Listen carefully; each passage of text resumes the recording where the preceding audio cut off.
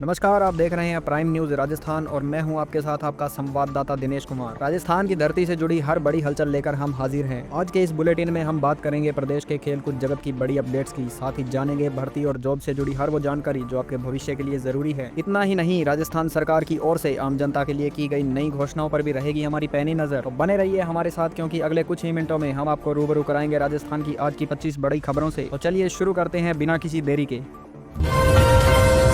जयपुर समेत प्रदेश के कई जिलों में आज राजस्थान रीट परीक्षा 2026 के तीसरे दिन का आयोजन हो रहा है। सुबह की पारी के लिए परीक्षा केंद्रों पर अभ्यर्थियों की लंबी कतारें देखी गई हैं और सुरक्षा के लिए कड़े इंतजाम किए गए हैं। प्रशासन ने नकल रोकने के लिए परीक्षा केंद्रों के आसपास इंटरनेट पाबंदियों और सख्त चेकिंग के निर्देश जारी किए हैं। राजस्थान मौसम विभाग ने एक बार फिर से प्रदेश में पश्चिमी विक्षोभ के सक्रिय होने की चेतावनी जारी की है। आगामी 22 से 24 जनवरी के बीच जोधपुर, बीकानेर और जयपुर संभाग के कई जिलों में मेघ गर्जन के साथ हल्की बारिश और मावठ की संभावना है। फिलहाल प्रदेश के न्यूनतम तापमान में 4 से 5 डिग्री सेल्सियस की बढ़ोतरी दर्ज की गई है। राजस्थान कर्मचारी चयन बोर्ड ने प्रदेश के युवाओं के लिए 1100 पदों पर कृषि पर्यवेक्षक भर्ती की प्रक्रिया तेज कर दी है। इच्छुक अभ्यर्थी आधिकारिक वेबसाइट के माध्यम से आवेदन की स्थिति और परीक्षा कैलेंडर की जांच कर सकते हैं। सरकार ने इस साल बड़ी संख्या में रिक्त पदों को भरने के लिए भर्ती परीक्षाओं का मेगा कैलेंडर जारी किया है।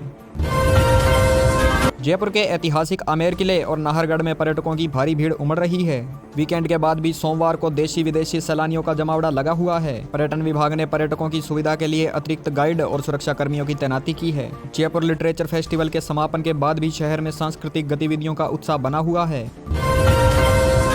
राजस्थान पुलिस ने नशे के खिलाफ चलाए जा रहे विशेष अभियान के तहत सीमावर्ती जिलों में बड़ी कार्रवाई की है। पुलिस ने भारी मात्रा में नशीले पदार्थ जब्त कर कई तस्करों को गिरफ्तार किया है। पुलिस डीजीपी ने निर्देश दिए हैं कि मादक पदार्थों की तस्करी के नेटवर्क को पूरी तरह ध्वस्त किया जाए और संदिग्ध इलाकों में निगरानी और बढ़ाई जाए। मुख्यमंत्री भजनलाल शर्मा ने आज राजधानी में उच्च स्तरीय बैठक बुलाई है, जिसमें जल जीवन मिशन के कार्यों की समीक्षा की जाएगी। सरकार का लक्ष्य है कि गर्मियों के मौसम से पहले हर ग्रामीण घर तक नल से जल पहुंचाने का कार्य पूरा किया जाए। बैठक में लंबित प्रोजेक्ट को समय सीमा के भीतर पूरा करने के सख्त निर्देश दिए जा सकते हैं। राजस्थान सामाजिक न्याय एवं अधिकारिता विभाग ने उत्तर मैट्रिक छात्रवृत्ति योजना के लिए पोर्टल पर नए दिशा निर्देश जारी किए हैं। शैक्षणिक सत्र 2025-26 के लिए आवेदन करने वाले छात्रों को अपने जन आधार और बैंक विवरण को अपडेट करने की सलाह दी गई है। छात्रवृत्ति के माध्यम से अनुसूचित जाति, जनजाति और अन्य पिछड़ा वर्ग के लाखों छात्रों को लाभ मिलेगा।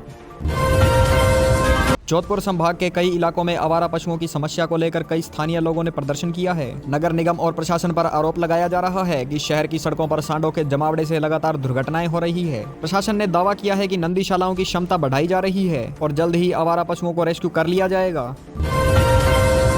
अजमेर में ख्वाजा मोइनुद्दीन चिश्ती की दरगाह क्षेत्र में सुरक्षा व्यवस्था को और पुख्ता कर दिया गया है। आगामी धार्मिक आयोजनों और जायरीन की बढ़ती भीड़ को देखते हुए अतिरिक्त पुलिस बल तैनात किया गया है। स्मार्ट सिटी प्रोजेक्ट के तहत दरगाह के आसपास के सौंदर्यीकरण और ड्रेनेज व्यवस्था को सुधारने का काम युद्ध स्तर पर चल रहा है। राजस्थान रोडवेज की बसों में अब यात्री डिजिटल पेमेंट के जरिए टिकट ले सकेंगे। रोडवेज प्रशासन ने सभी कंडक्टरों को नए हैंड हेल्ड डिवाइस उपलब्ध कराने की प्रक्रिया शुरू की है। इससे यात्रियों को खुले पैसों की समस्या से निजात मिलेगी और पारदर्शिता बढ़ेगी। फिलहाल यह सुविधा चुनिंदा रूटों पर ट्रायल के तौर पर शुरू की गई है। राजस्थान सामाजिक सुरक्षा पेंशन के तहत लाभार्थियों के लिए वार्षिक सत्यापन अनिवार्य कर दिया गया है। बुजुर्ग, विधवा और दिव्यांग पेंशनर्स को ई मित्र या जन आधार के माध्यम से अपना सत्यापन पूरा करना होगा, ताकि पेंशन राशि बिना रुके उनके बैंक खातों में आती रहे। साथ ही सरकार ने पेंशनर्स को साइबर धोखाधड़ी से बचने के लिए भी अलर्ट किया है। कोटा में कोचिंग कर रहे छात्रों के मानसिक स्वास्थ्य को लेकर प्रशासन ने नया सर्वे शुरू किया है। हॉस्टल संचालकों को निर्देश दिए गए हैं कि वे छात्रों की गतिविधियों पर नजर रखें और समय समय पर काउंसलिंग सत्र आयोजित करें। जिला कलेक्टर ने हेल्पलाइन नंबर जारी करते हुए कहा कि किसी भी तनाव की स्थिति में छात्र तुरंत मदद के लिए संपर्क कर सकते हैं। प्रदेश के अस्पतालों में बढ़ते मौसमी बीमारियों के मामले को देखते हुए स्वास्थ्य विभाग अलर्ट मोड पर है। स्वाइन फ्लू और डेंगू के संदिग्ध मरीजों की जांच के लिए सभी जिला अस्पतालों में विशेष वार्ड बनाए गए हैं। चिकित्सा मंत्री ने अधिकारियों को दवाओं का पर्याप्त स्टॉक रखने और ग्रामीण क्षेत्रों में स्वास्थ्य शिविर लगाने के निर्देश दिए हैं, ताकि संक्रमण न फैले। राजस्थान आश्वासन मंडल ने अपनी नई आवासीय योजनाओं के लिए लॉटरी की तारीखें घोषित कर दी है। जयपुर, जोधपुर और उदयपुर जैसे प्रमुख शहरों में किफायती दरों पर मकान पाने के लिए हजारों आवेदन प्राप्त हुए हैं। मंडल ने स्पष्ट किया है कि पूरी प्रक्रिया पूरी तरह पारदर्शी और ऑनलाइन होगी। चयनित आवेदकों को जल्द ही कब्जा सौंपने की कार्यवाही शुरू की जाएगी। बाड़मेर और जैसलमेर के रेगिस्तानी इलाकों में सीमा सुरक्षा बल ने ऑपरेशन अलर्ट के तहत गश्त तेज कर दी है। गणतंत्र दिवस के मद्देनजर सीमा पार से होने वाली किसी भी संदिग्ध गतिविधियों को रोकने के लिए आधुनिक उपकरणों का उपयोग किया जा रहा है। जवानों को अलर्ट मोड पर रखा गया है और सीमावर्ती गांवों में नागरिक संपर्क कार्यक्रमों के जरिए सतर्कता बढ़ाई गई है। राजस्थान के ऊर्जा विभाग ने तकनीकी पदों पर भर्ती के लिए तैयारी शुरू कर दी है। बिजली कंपनियों में जूनियर इंजीनियर और सहायक अभियंता के करीब 1200 रिक्त पदों पर भर्ती का विज्ञापन जल्द जारी होने की उम्मीद है। बेरोजगार एकीकृत महासंघ ने सरकार से मांग की है कि भर्ती प्रक्रिया समयबद्ध तरीके से पूरी कर युवाओं को जल्द राहत दी जाए। जयपुर मेट्रो के विस्तार को लेकर राज्य सरकार ने बड़ी कार्य योजना तैयार की है। फेज 1C और 1D के काम में तेजी लाने के लिए बजट आवंटित किया गया है। सीतापुरा से अंबाबाड़ी तक के नए रूट के लिए जमीन अधिग्रहण की प्रक्रिया शुरू कर दी गई है। मेट्रो विस्तार से शहर की यातायात व्यवस्था सुधरेगी और प्रदूषण कम करने में भी मदद मिलेगी। राजस्थान में सौर ऊर्जा क्षेत्र में निवेश बढ़ाने के लिए नई नीति पर काम चल रहा है। प्रदेश के पश्चिमी जिलों में नए सोलर पार्क स्थापित किए जाएंगे, जिससे हजारों लोगों को प्रत्यक्ष और अप्रत्यक्ष रोजगार मिलेगा। सरकार का लक्ष्य राजस्थान को देश का ग्रीन एनर्जी हब बनाना है। इसके लिए निजी निवेशकों को विशेष रियायतें दी जा रही है। भरतपुर के केवलादेव राष्ट्रीय उद्यान में विदेशी पक्षियों की आमद बढ़ने से प्रकृति प्रेमियों में उत्साह है। सर्दी का मौसम होने के कारण रूस और यूरोप से आए प्रवासी पक्षी यहां बड़ी संख्या में डेरा डाले हुए हैं। वन विभाग ने पर्यटकों के लिए विशेष सफारी और गाइड की व्यवस्था की है। जलीय जीवों के संरक्षण के लिए झील में पानी का स्तर बनाए रखा जा रहा है। राजस्थान विधानसभा के आगामी सत्र की तैयारियों को लेकर राजनीति गलियारों में हलचल तेज है। विपक्ष ने कानून व्यवस्था और बेरोजगारी के मुद्दे पर सरकार को घेरने की रणनीति बनाई है। वहीं सत्ता पक्ष की ओर से जनहित की योजनाओं और बजट घोषणाओं के क्रियान्वयन का ब्यौरा पेश करने की तैयारी है। सत्र के दौरान कई महत्वपूर्ण विधेयकों पर चर्चा होने की संभावना है। भीलवाड़ा में वस्त्र उद्योग को बढ़ावा देने के लिए टेक्सटाइल क्लस्टर विकसित करने की योजना बनाई गई है। उद्योग विभाग ने स्थानीय उद्यमियों के साथ बैठक कर निर्यात सुविधाओं और सब्सिडी पर चर्चा की है। क्लस्टर बनने से भीलवाड़ा के कपड़ा व्यापार को अंतर्राष्ट्रीय स्तर पर नई पहचान मिलेगी और आधुनिक मशीनों के जरिए उत्पादन क्षमता में वृद्धि की जा सकेगी।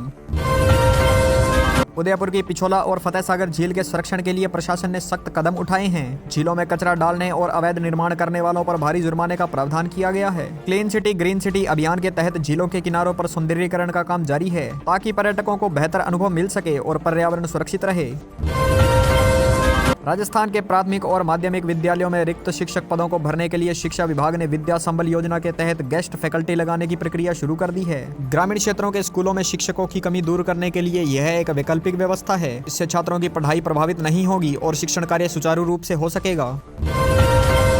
श्री गंगानगर और हनुमानगढ़ जिलों में सिंचाई के पानी की बारी को लेकर किसानों ने जल संसाधन विभाग के अधिकारियों से मुलाकात की है। नहरों में पानी की पर्याप्त आपूर्ति सुनिश्चित करने की मांग की जा रही है, ताकि रबी की फसलों को नुकसान न हो। विभाग ने आश्वासन दिया है कि रोस्टर प्रणाली के आधार पर सभी टेल क्षेत्र के किसानों को भी पानी मिलेगा। प्रदेश भर में महिला सशक्तिकरण के लिए लाडो प्रोत्साहन योजना के तहत जागरूकता अभियान चलाया जा रहा है। इसके अंतर्गत बालिकाओं के जन्म पर आर्थिक सहायता और उनकी शिक्षा के लिए विशेष बचत पत्र दिए जा रहे हैं। आंगनवाड़ी केंद्रों के माध्यम से ग्रामीण महिलाओं को सरकारी योजनाओं की जानकारी दी जा रही है, ताकि वे आर्थिक रूप से स्वतंत्र बन सकें।